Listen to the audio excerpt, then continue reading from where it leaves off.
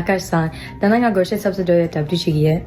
The ring at Chuba Napo Kongi in Teneti Wunjunga, 10 color Kongi.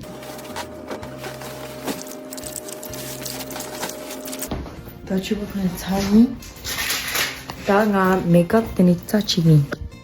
Now I'm gonna be doing my makeup and my hair. And for a proper introduction, here's a few things about me. My favorite things to do are watching movies, reading books, and collecting stuff. And of course, Gorshay.